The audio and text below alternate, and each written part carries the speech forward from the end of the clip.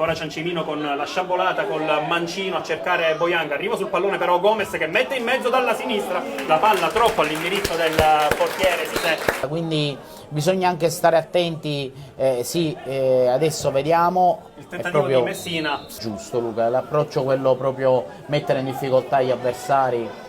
Tanto il tentativo di Martelle Spino sporcato forse da un difensore avversario, non secondo la terna arbitrale. Bellissima giocata, però insomma magari troppo fine a se stessa, però bisogna stare attenti. La ripartenza dell'Aspra con Barbera che entra in area di rigore, la conclusione di Barbera e l'Aspra è in vantaggio quando siamo al 19° minuto, una ripartenza fulminante. Preferisce invece andare a una finta di corpo, poi ancora Martelle Spino in avanti per Gomez, la palla però è troppo lunga per il terzino. La palla però resta nella metà campo del Mazzara con Barbera che serve il numero 7, ancora un diagonale del numero 7 dell'Aspra, si salva in qualche modo il Mazzara, entra sul mancino, la palla finisce a Martelle Spino che ne fa fuori uno, poi va ancora sulla destra per Gomez Nobre che prova il mancino a giro, la palla deviata, finisce tra le braccia, tra i guantoni di Sisè. La corsa un suo punto di forza, quindi tanto palla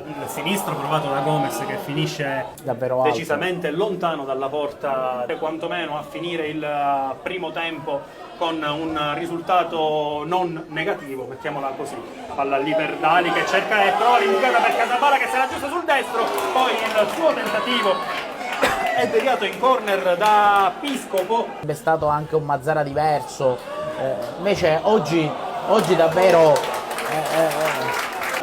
può puntare Terrasi come Snobre poi col sinistro la mette in mezzo, il colpo di testa provato Boyang trova il gol ma è tutto fermo per una posizione irregolare.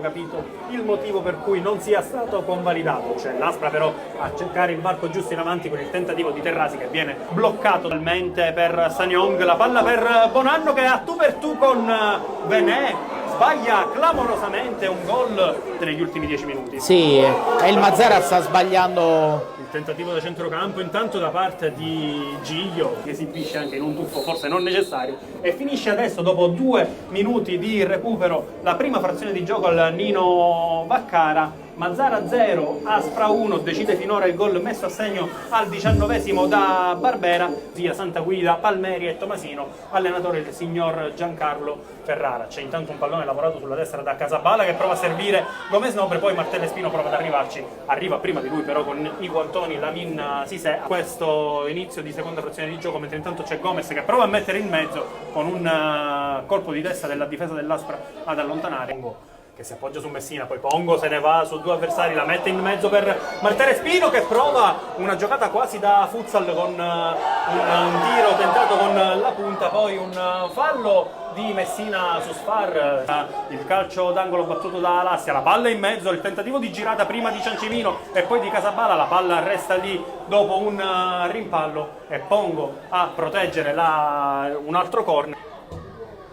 Palla messa in mezzo, c'è il colpo di testa provato Diaby sul pallone a mettere in area di rigore per Alassia che prova quasi un colpo di testa all'indietro a segnalare che si può riprendere a giocare, allontana Casabala, la palla però è di nuovo facile preda per Palazzo che la mette indietro per Bonanno, ancora Palazzo in area di rigore, la palla messa in mezzo con il tentativo in spaccata da parte di Piscopo per utilizzare anche la superiorità numerica.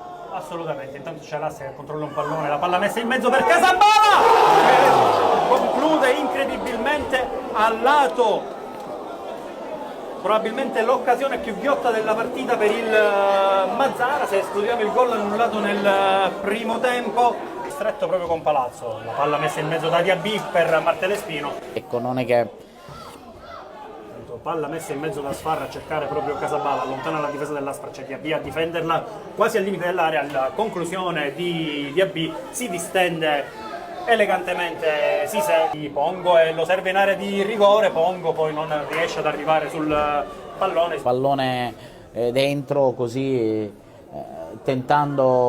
vedendo quello che accadeva, insomma, questo che tanto il tentativo di Giglio con l'Aspra che si riaffaccia dopo tanti minuti dell'Aspra, arriva il triplice fischio del direttore di gara e dopo 4 minuti e mezzo di recupero l'Aspra fa bottino pieno qui al Nino Vaccara, sconfiggendo di misura il Mazara per 1-0 grazie alla rete messa a segno al minuto 19 da Barbera, ma